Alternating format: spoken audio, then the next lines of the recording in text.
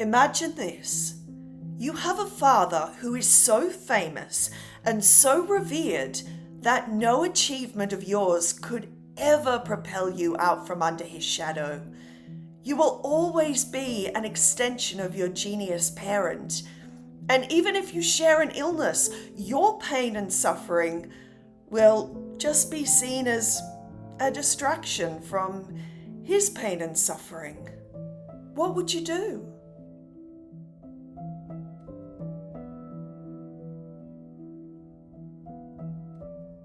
I'm Heidi from the Obsession Podcast, and today we're delving into the life of Lucia Joyce, dancer, artist, and daughter of Irish novelist James Joyce. As always, I'll be drawing while I talk, and I'll show you the finished product at the end. In order to tell the story of Lucia, we have to know a bit about her parents. Her father, James Joyce, really doesn't need much introduction. So he's the author of Ulysses, Finnegan's Wake, and Dubliners, and among others. He's considered one of Ireland's greatest literary figures. Like most very clever people, he was also very complicated and contradictory. He could be kind and generous, but he also had a selfishness and a sense of entitlement that could blight the lives of those that he loved.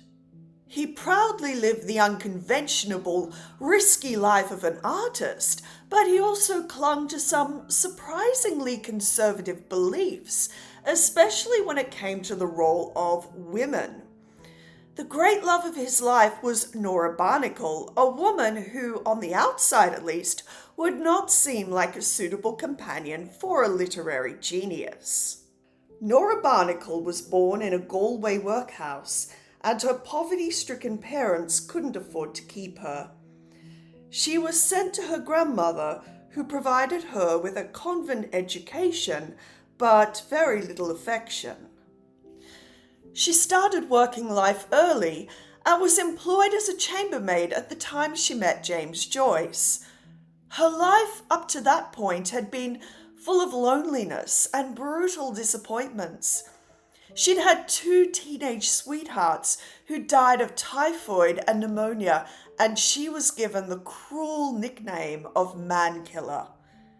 She met Joyce in 1904, and it must have felt like a fairy tale for a chambermaid to meet a brilliant young man who offered to take her away to Europe.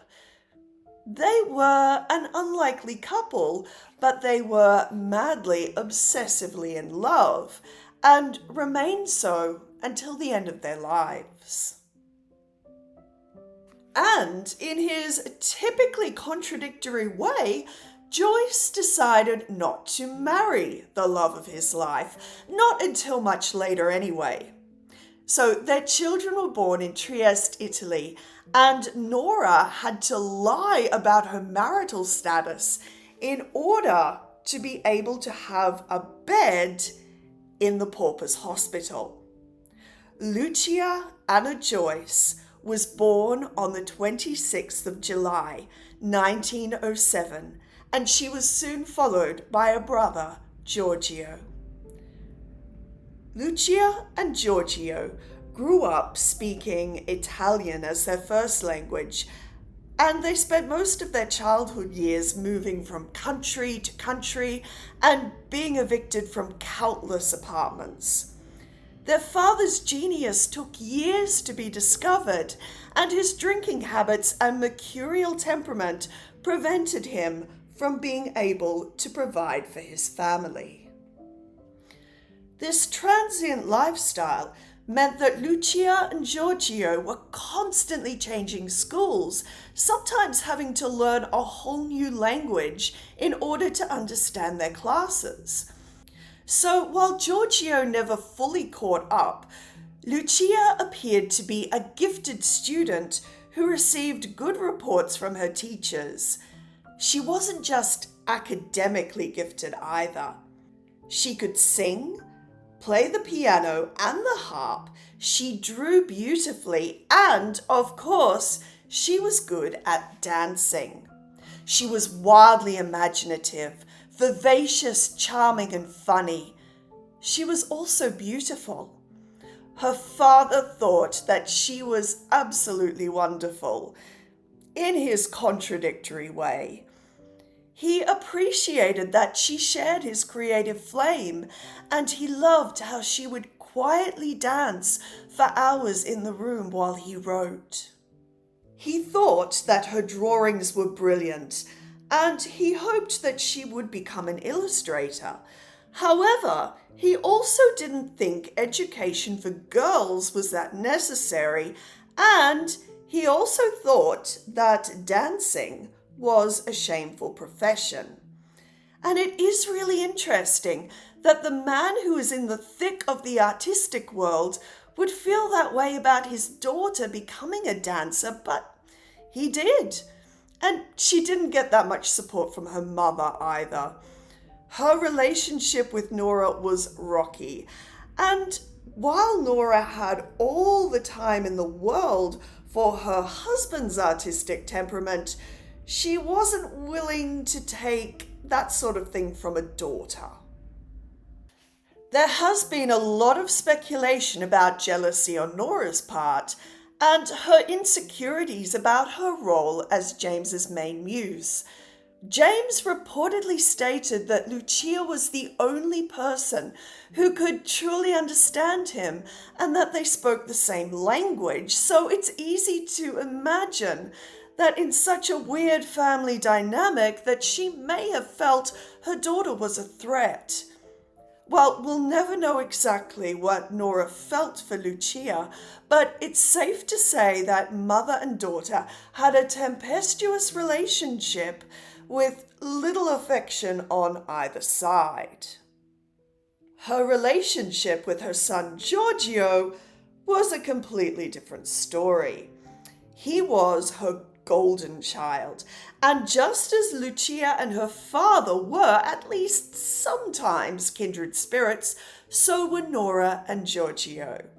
Now, if you've ever seen the boy mom trend on TikTok where the mothers of boy children talk about how devastated they're going to be when their little boy grows up and gets married and how they're going to be monster mother-in-laws, well, that's kind of Nora. During their years of poverty, the family lived in tiny spaces, and while Giorgio usually got his own bedroom, Lucia often shared a bedroom with her parents, even as a teenager. Yeah. Awkward. Anyway, the family made the move to Paris in 1920, and Paris is where their fortunes changed. While James had had some small successes in publishing, it wasn't until 1922, with the publication of the epic experimental novel Ulysses, that he finally became recognized as the genius that he always knew he was. The family didn't just benefit financially, but socially as well. They were the epicenter of the Parisian art scene, the brilliant and beautiful family that everyone envied. It just goes to show that you never know what's really happening in families. Well, Lucia has her first serious heartbreak when in 1925, the Irish writer Samuel Beckett stayed with the family in Paris to work on the French translation of Finnegan's Wake. Beckett was loved by the Joyce family and adored by Lucia. It's thought that there was a brief romance between the two until Beckett made it clear that it wasn't really her, but her father's work that he was interested in. Well, this may have been what led to Lucia's first psychotic break, and Beckett's relationship with the family was shaken to the point that he was asked to leave their house. Well, Beckett was the first in a string of doomed short-term relationships with men and women, much to the horror of her parents. This included her drawing teacher, Alexander Calder, a married man called Albert Hubel, and literary assistant Mercine Moschos. Disturbed by what he thought of as her promiscuity, her father encouraged, or maybe pushed, her into a relationship and engagement with his Russian teacher. Lucia went into a catatonic state after their engagement party, and the wedding was called off. She was still obsessed with her first love, Samuel Beckett. It would be very wrong of us, however, to present Lucia as simply a frail, lovelorn girl. She was also an artist of formidable talent. The problem is, as with so many other performance artists of the time, her career was written in water.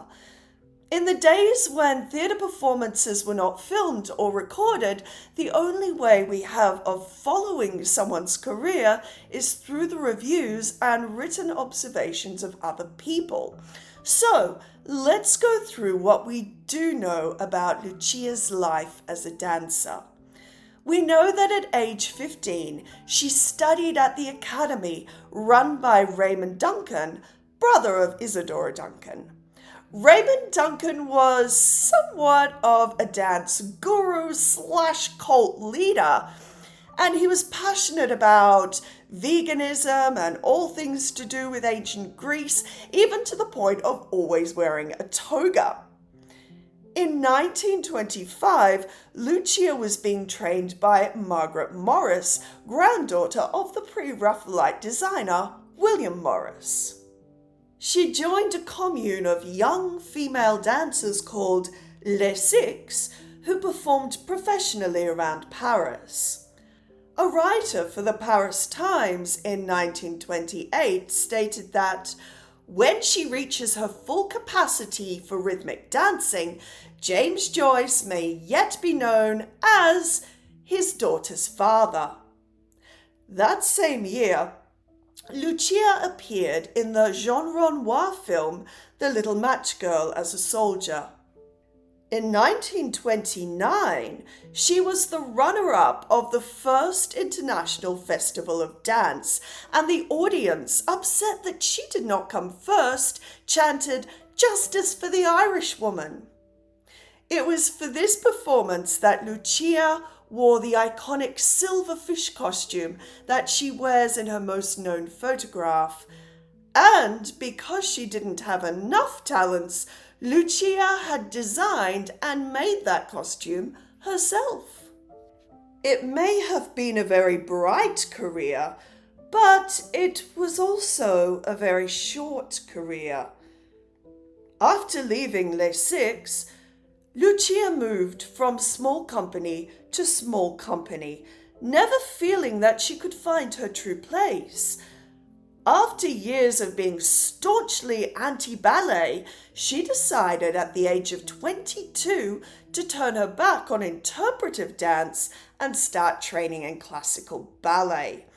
She soon realized that she couldn't possibly catch up to dancers who'd been classically trained since they were small children, and she never returned to class.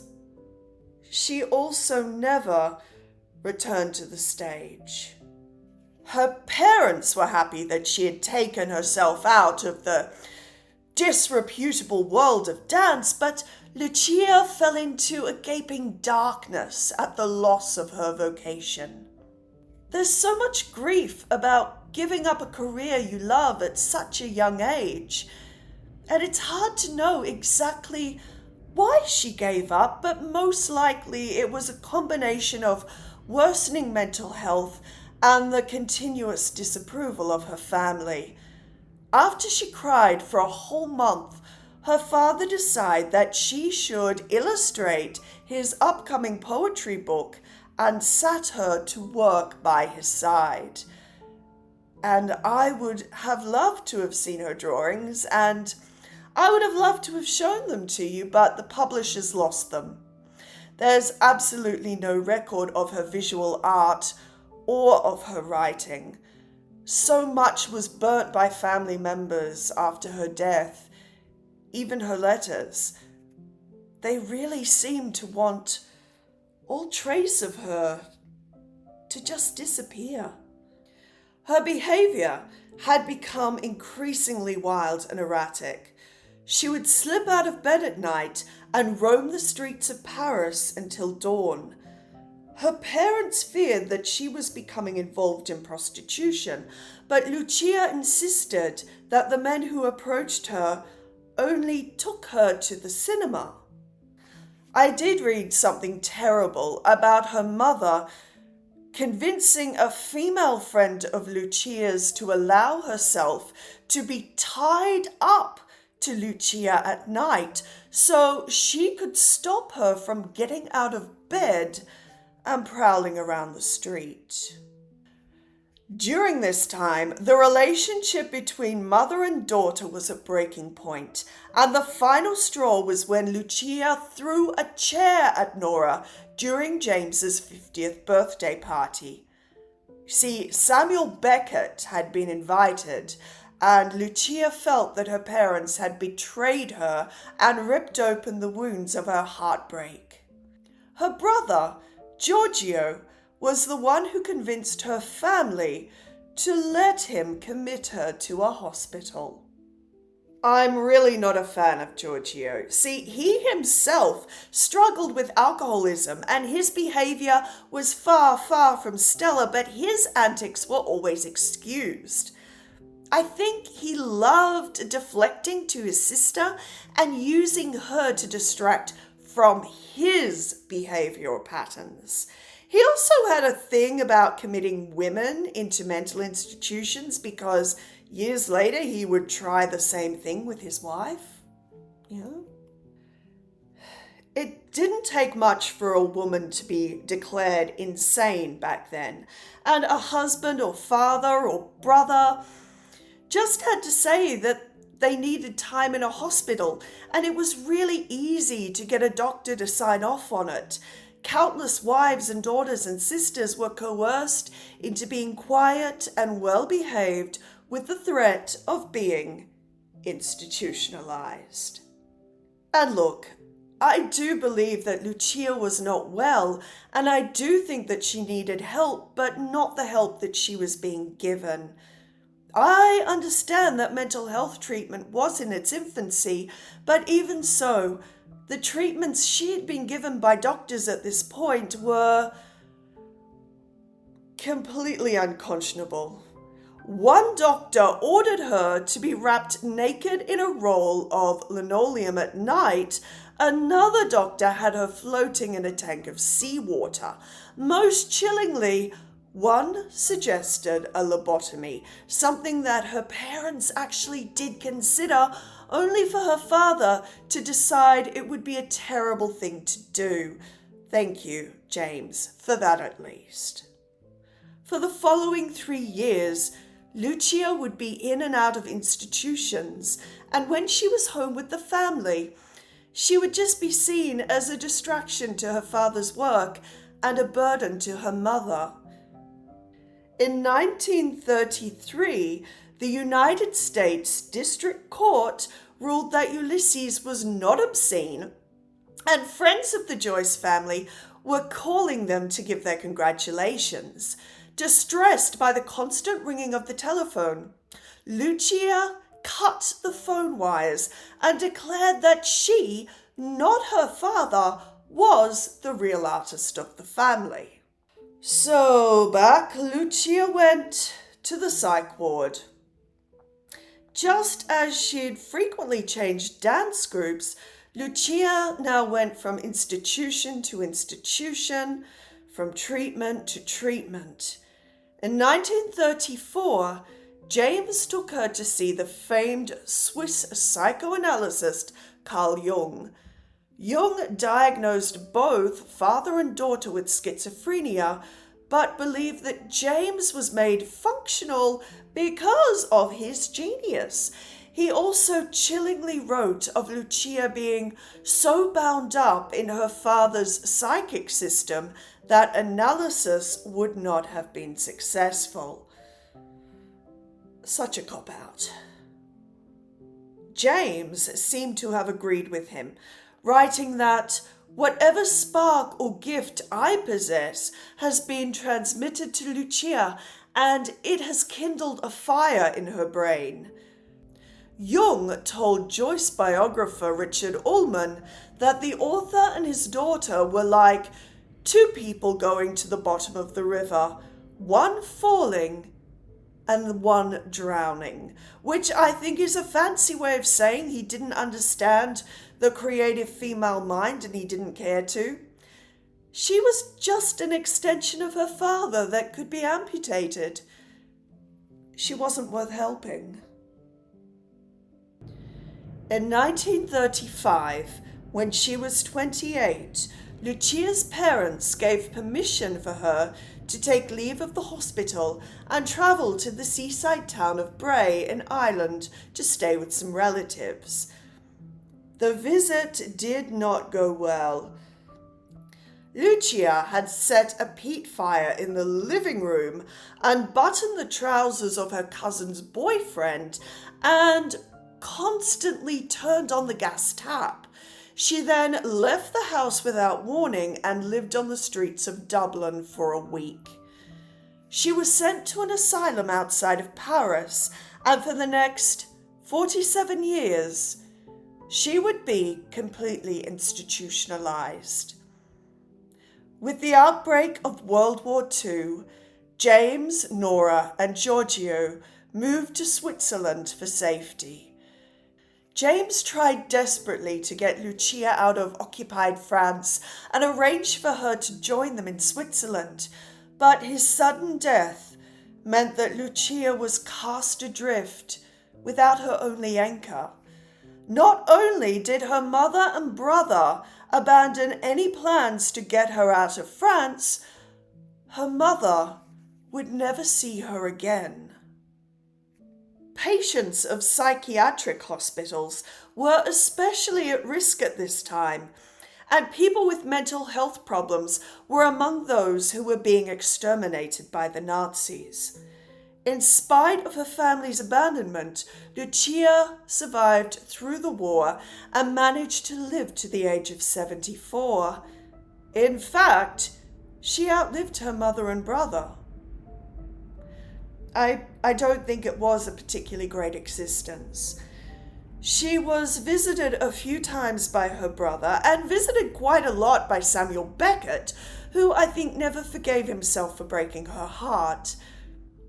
She moved to a hospital in Northampton, England in 1951, and that's where she died in 1982. There isn't a great deal about her life in these institutions, but like I said, all her correspondence was destroyed by her nephew. She wasn't good PR for the estate of James Joyce. They tried to kill off her memory, but here we are, talking about her and remembering her. I will go now and I will finish off my illustration in honor of Lucia Joyce.